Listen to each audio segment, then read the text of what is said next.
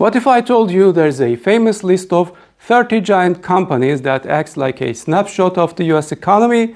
That's the Dow Jones. Hey everyone, Tunç here. So let's talk about the Dow Jones Industrial Average, or as everyone calls it, the Dow. Sounds complicated, but stick with me, it's simpler than you think. Imagine a VIP list of 30 super big, well-known American companies. These are often called blue chip stocks. Think established giants you've definitely heard of, trading on major exchanges like the New York Stock Exchange and Nasdaq. The Dow tracks the daily price moves of these 30 companies. Why care? Well, it's one of the oldest scoreboards for the stock market, started way back in 1896. Because it includes these huge influential companies, people watch the Dow like a hawk to get a general feel for how the overall US stock market and even the economy are doing. It's like a quick pulse check. Now, the million-dollar question: can you invest directly in the Dow? Plot twist: nope. You can't buy the index itself. It's just a number, an average. But don't worry, you can easily invest in things that follow the Dow's performance.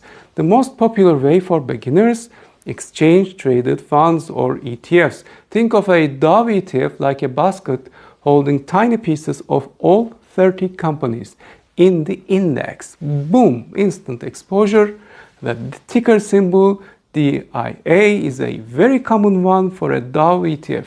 You could technically buy shares in all 30 individual companies, but wow, talk about effort and needing a bigger chunk of change upfront. There are also things like mutual funds and more complex stuff like futures and options, but let's keep it simple for today. ETFs are your friend here. One quirky thing about Dow: it's price weighted. This means just stocks with a higher price per share have a bigger impact on the index's value than stocks with a lower price per share, regardless of the company's overall size. A bit weird, but that's how it works. Remember though, like any investment, things tracking the Dow can go up and down. Even blue chips aren't immune to market swings.